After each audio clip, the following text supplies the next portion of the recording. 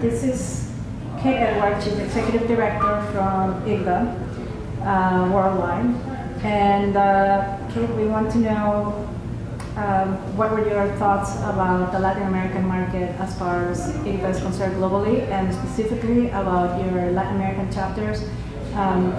What did you learn these last 2 days? Well, I think it's really important to emphasize that Latin America is a tremendous growth market. I mean, I think that's very clear. There's so much promise in this market, in the game sector. It's poised to, I think, explode in a lot of different ways. It's just a matter of, how both companies that are external to Latin America can understand the nuance of how they get their games into Latin American markets and understand the linguistic and cultural aspects of adapting their games. But I also think it's a matter of, how do Latin American developers, which are quickly multiplying in cities across the region, how they get their games to market and understand how they get noticed in this very quickly growing, content market on a global basis. And so there's a lot of different ways that can happen. There's certainly a lot of mechanisms that exist already, monetization methods, companies that kind of help developers understand the landscape and get them engaged with the right partners for funding, for monetization, for hosting, all that kind of stuff. I think it's really important as well to be part of the developer community, and of course that's where the IGA comes in, because we have chapters that are active across Latin America, in Bogota, and Santiago, and Buenos Aires, and elsewhere. And it's not just about developing the game, it's not just about monetizing and getting it out there, it's also about being part of a community of people who understand what you're doing. They give you an opportunity to grow professionally, to better your skills, to even find people who can work on your team. And to do that, you really have to be part of an existing community.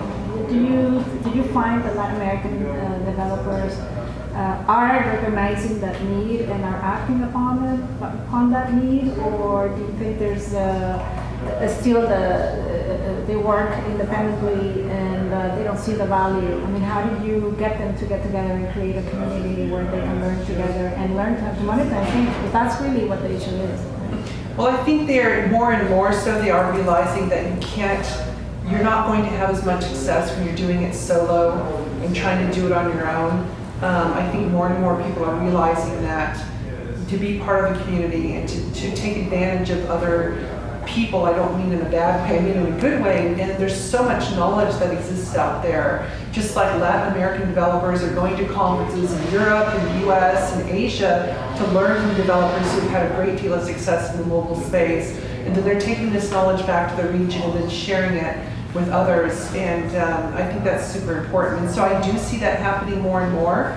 Obviously, I think it's still going to take time to get up to speed, to really get to a point where basically the game development ecosystem in Latin America is at a place where it might be, for example, in the US or Europe.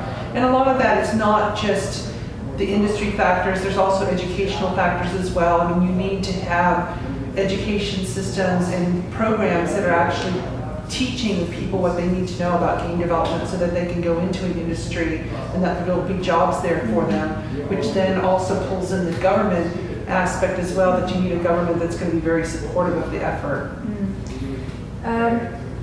As far as the monetization of games, what is the level of education and of awareness that Latin America, not just the developers, but the value chain has on this very important aspect of the industry? I think there is not as much knowledge out there as there needs to be. Let me put it that way.